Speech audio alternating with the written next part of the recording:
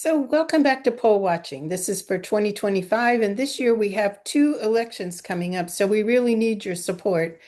I'm glad to have back all of our stalwart poll watchers who have served in the past and any new newbies that we're going to be training. So, let's kick this off and get started with our introduction. I'll share my screen.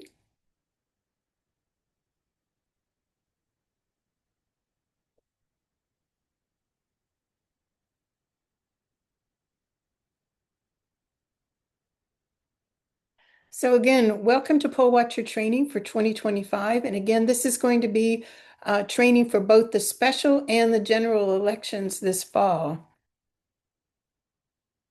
We have a disclaimer this year to just say we're keeping it as current, our training as current as possible and up to date as possible. If we find that the Office of Elections has invented new things or come up with something that we missed, we'll be sure to send out a broadcast message, and we'll also post it at our resources page. So let's get started with our introduction. Election integrity is the right to vote in a secure, free, and fair election, and it's one of our most cherished American rights. So we think of our election officers and our poll watchers as our defenders in this defense against any kind of election problems. Election officers are really the first line of defense because they're the ones who are there working in the precincts and in the satellites during elections, helping voters check in, helping them with scan their ballots, and taking care of any non-routine kind of situations. Poll watchers, on the other hand, are the second line of defense because they really have the reverse view of the precinct. They're not busy doing, they're not hands-on with the customers or with the voters, but in fact, they're there as observers. So they get a very different view of the field of play, if you will. So now let's look at what you are, as a poll watcher, need to know and what we expect you to do. So for this training, and we've broken it into 8 segments, we have 3 objectives. First, we want to teach you or refresh you for all our returning poll watchers on the relevant laws, procedures, and equipment that is going to be used by the county this year. And this again is for both the special and the general elections. Again, it's not a class on how to run the equipment. Poll watchers don't touch anything. So we don't touch the equipment, the ballots, or forms. And we do, by the way, have other courses that are scheduled for observing in the absentee ballot processing or in the CAP, as well as for post-election canvassing. So if you're interested in either of those, we've got training for those events as well. But we want to train you and refresh you on your roles and responsibilities, as well as the laws, procedures, and equipment. And we want to train you on how to gather information so you can report it online. Also, what to do if you see anything that's improper or what you think is not proper procedure. We'll give you a reporting template for each type of shift that you work, and we'll ask you to report that your observations that you've noted down on your shift report form online after you've completed your shift. So you already have access to all of this training. You have access to the links for the classroom training and the slides, the pocket guide, the report form, and you'll need to print a copy of the report form each time you go so that you'll be able to take appropriate notes. Once you're trained, you're going to receive an authorization letter and then links to sign up for the shifts for the type of poll watching that you want to do. Shifts are generally 3 to 4 hours long, and you'll get a confirmation email for each shift that you sign up for. And you do want to keep that confirmation email because it's got a self-cancel link in it. So if your schedule changes and you need to reschedule a shift, you'll be able to do it yourself. Well, what should you do when you're poll watching? Well, go to your shift, take a copy of your authorization letter, your pocket guide, and your paper report form. Introduce yourself to the chief and or the assistant chief. That person will give you a sticker for your shirt that will say authorized representative, and it'll have a red stripe for the Republicans, and Dems will have a similar one, but with a blue stripe for Democrat. We want you to observe at the polls, take notes of what you see. Some of the notes that you need to take will be taking down information from the equipment. You don't touch it, you just can read the equipment totals. And then once your shift is complete, we want you to go home and report that info from your paper notes form into the online reporting system. And more about that process later. So what's new in 2025? Well, as I said, we've got two elections this year, the special election on September 9th and the general election on November 4th. Therefore, we're going to have two sets of early voting, two election days.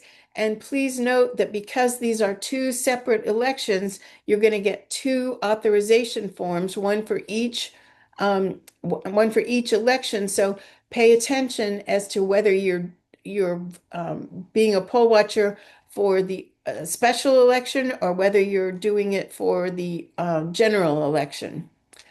The other thing that's new this year is we have new machines, and some of the machines have new nomenclature. So this year we have DS300, not DS200. We have DS300 ballot scanner machines. These machines are a little bit lighter.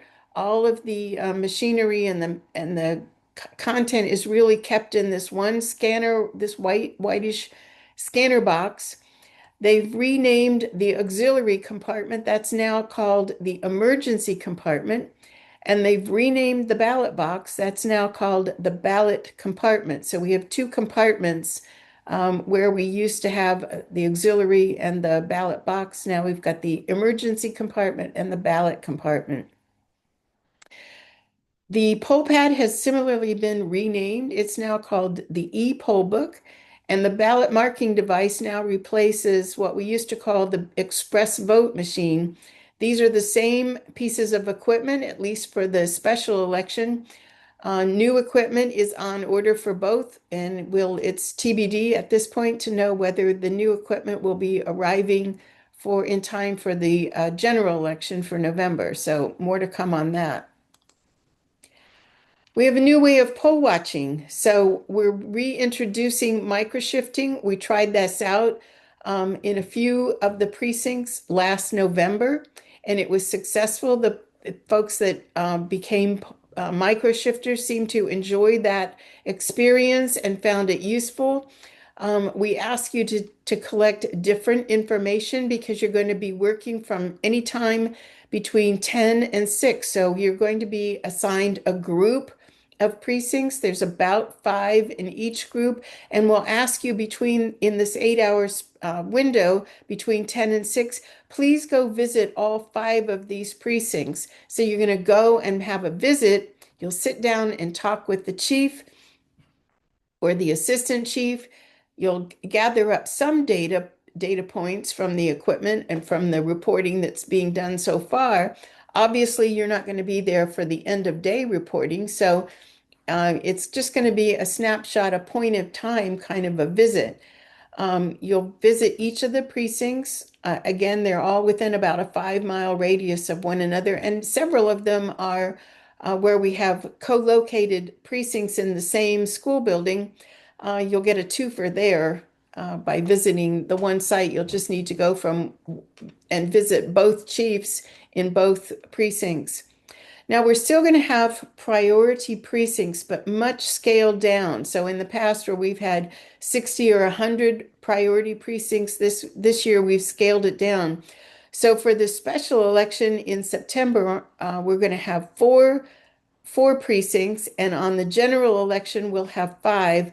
The difference is only Marshall High School is not in the special election because Marshall High School doesn't fall within the 11th congressional district.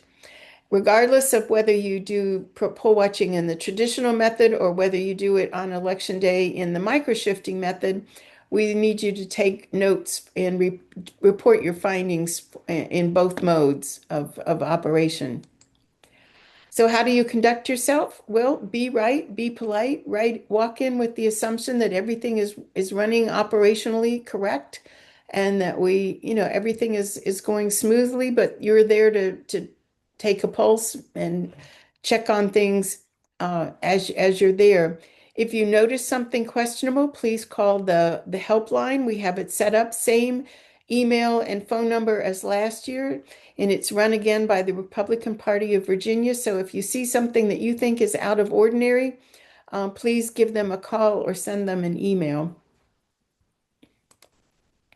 If you do need to escalate an issue, we ask you to first take your concern and pose it as a question to the chief or assistant chief. And if the chief or assistant is able to resolve it, well, then we consider the matter closed. It's end of job. But if not, if you still have questions or you think that the answer that you received isn't accurate, then please call the hotline, either at their 800 number or send them an email. And if you contact the hotline, we ask that you send us an email or give us a call, leave us a voicemail, to let us know that you had a concern and that you raised it and what the concern was. And if the hotline was able to help you and resolve it, then let us know that as well. So for reporting, if you're one of the early voting shifts or on the one of the 4 or 5 priority election day shifts, we're going to ask you to gather this data. We're going to ask for the public and private counts. We'll talk more about that later. Get the cumulative poll book counts from the e-poll books. Get the number of the red tape serial number that's over the media box on the scanner. Get the zip tie serial numbers, whether they're on the emergency compartment box or um, on the zip ties of the purple pouch on election day, if you're one of at one of the priority sites. Any instances of failure, and then what is the total number of provisional ballots that have been collected for the day, and how many absentee ballots have been collected at that precinct for that time. For if you're micro shifting, then we're going to ask for a little bit less equipment or less information. Obviously, you're a point in time, kind of a click point in time click of view of the precinct or the satellite that you're visiting.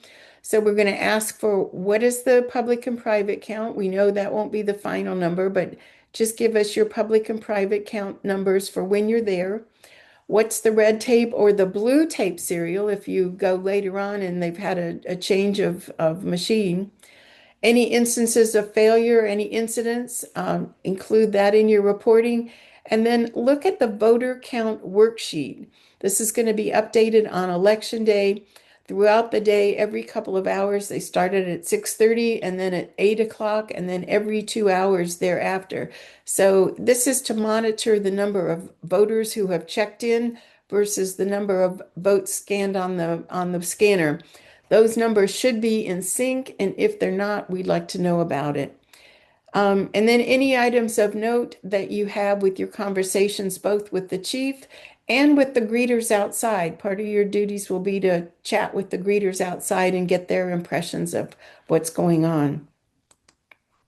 So that's for our introduction. Stay tuned, and if you're binge watching, go for lesson number 2 for Poll Watcher Basics.